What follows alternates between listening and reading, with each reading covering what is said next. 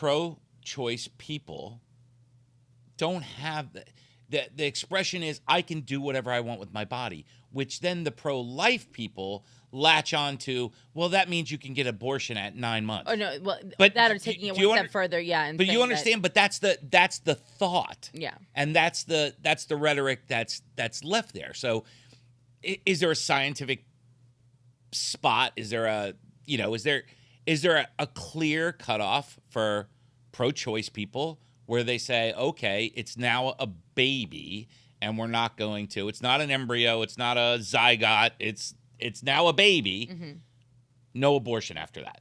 I think if that were out there, if there was a clear thing, if there was a clear spot where you could say, hey, this baby's not going to fully develop or is not fully developed into a human being, then... The thing is, though, you've made it even more difficult in this country for women to make that decision by putting the kind of limits and constraints on the procedure, on the process. I agree with that. From onset, because it's like, now if I have to make travel, you understand what I'm saying? Like, the time takes, you know how fast time goes by. We're in, like, think about it was just New Year's Day, not that long ago, and we're already 7.5 months into another year. This is why I'm bringing this up. Because if you have a pro-choice person who says, I can abort at 9 months, and you have a pro-life person who says the minute that sperm touches that egg, it's a life. Do you understand what I'm saying? If you have those two extremes, you will never find middle ground, Kimmy. I get that, but... You have to have, somewhere at some point, somebody has to say, okay, listen, we don't believe in abortion after 5 months, or we don't believe in abortion after whatever it is. And on the pro-choice side, and on the pro-life side, well, we don't, that conversation though for decades. But that's the only. The irony of it is, though, Len, in so many situations, it is men telling women what to do with their bodies. So many of these organizations that are out here lobbying for pro-lifers are run and funded and supported by predominantly, male staffs. Watch the documentaries on it. Voters, I'm not talking about voters. I believe that somewhat, but I believe there's just as many women on one side of the fence as there is on the other. But why are we making that the main argument? At the end of the day, this is America. How dare you again, you're mad if somebody comes for your guns, but you see nothing wrong with people forcing women into having children. Like, that's absolutely crazy. And for the people out there that want to sit here and say, well, don't have sex, shut the fuck up. Now you want control over what people do in their bedrooms. Are you out of your mind? And I especially love the ones that are talking about teenagers and things like that. I'm like, get off of your high horse, because half of you Bible thumping people were having premarital sex your damn selves. So shut up. Like, I love all these people that want to act like they waited until, they were married to have to have sex. Like, that's such a small portion of the population. You may have forgotten what you were doing, or your whole like, oh, well, it was just in there. We weren't moving, and all the silly little rules you guys make up, to avoid saying like, oh, you actually lost your virginity or you were having some sort of, sexual intercourse. It's crazy to me. And they're like, well, don't use abortion as birth control. Who is out here doing that? Like, who is, you know what I'm saying? Like, that is not the case. And on top of that, on the other side of the conversation, we're finding out a lot of things about birth control too. You know what I mean? So telling a woman that she solely has to be responsible for the situation that's happening between her and her partner is absolutely wild. And again, the damage that can do to your body over a long period of time, like birth control, I'm sure the same way, you feel about new vaccines, there's things that we're finding out about long-term use of birth control. You know what I'm saying? And what it's doing, again, to our fertility, to our chances for having children, longer in life. My great-grandmother was having babies for a long time. You know what I'm saying? Like 10 kids, started in her 20s. Pregnant when the wind blows. You know what I'm but even pregnant into her 40s. Like Yeah. there are gave birth to perfectly healthy children 45, 47. Now you've got a generation of women who are struggling You're never gonna see past that. 28. You're never going to see that study of the groups of women that have never taken birth control for generations and the women who have, because It's the pharmaceutical company. that's the pharmaceutical industry. You're not going to see that study. But I guarantee you there's plenty of generational women out there that haven't taken that because it's against their religion. But then there are also the ones, if you talk to doctors, who are taking it behind their husbands' backs because they're broke, they're living in poverty, and they also, you know what else is also a part of their religion? Not being able to tell your husband no. Do you know what I'm saying? And the biggest fear is, what if I have another baby? Like, we cannot afford the children that we have right now. And that's a very real conversation that happens between a lot of women and their doctors. But at the rate we're going, those conversations are no longer going to be protected. Do you know what I'm saying? Like, if I go and I ask my doctor to put me on birth control on the low or to get an IUD, it feels like we're headed back to a time when you would have to get your husband's approval for that. You know, like that was a very real thing in this country. Lenny, but we passed legislation because we were evolving and progressing, and now we are completely this is crazy. Do people understand this?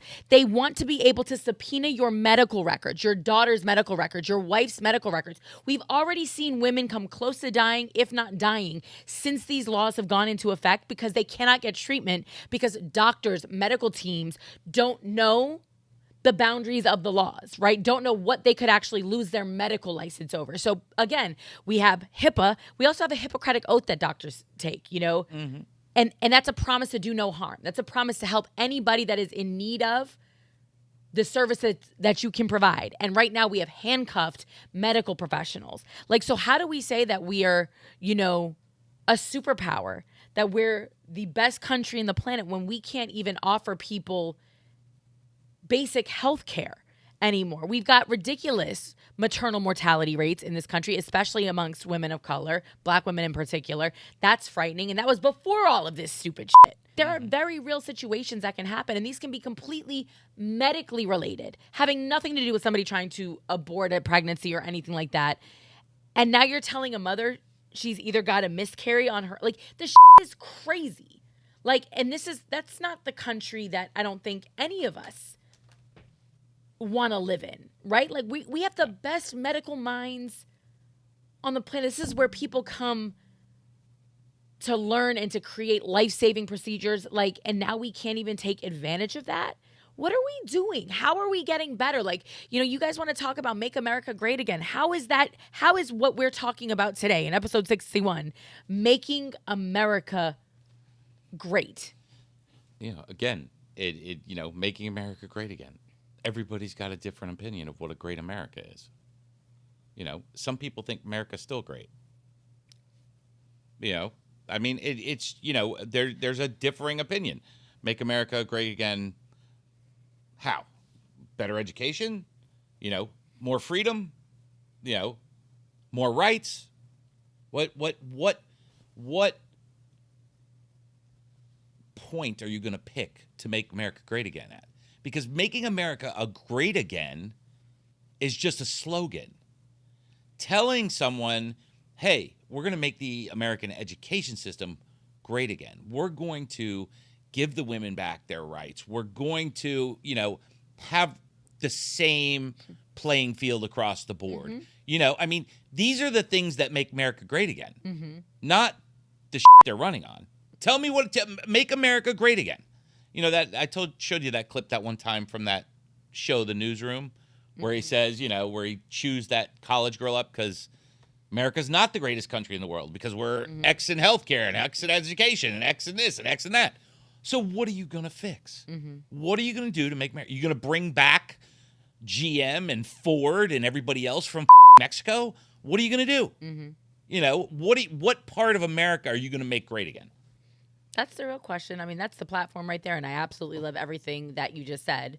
And I think what does make America great is the fact that we can sit here on this couch in a crazy place like Florida and have these conversations, and the possibility of change is always there. Do you know what I mean? And the potential to be the best is always there when headlines like this keep popping up and our fundamental rights to think, like, we were the country that those less fortunate looked to as the shining example. We were the government that people at one point wanted to model theirs after. And I realize we've learned a lot over the years and secrets come out and everybody's got skeletons. Listen, that's every government on the planet. In order to maintain control, there's some I don't want to know about. But as far as we the people go, there's so many things that are happening right now. And it's funny because on one of the TikTok clips that we posted from our affirmative action episode, I got into an interesting conversation with one of our followers, somebody who was, going back and forth in the comments with me. And he was like, I mean, that was the 70s. Do you really think we could, we're going to roll all the way back? And I literally almost threw my phone at the wall. Because I was like, do I think? Are you, sir, what 2023 are you living in? We're already doing it. Yeah. And this is just another example of, do I think? 100%. We are literally overruling judgments that were made in the 70s. So we've already done it.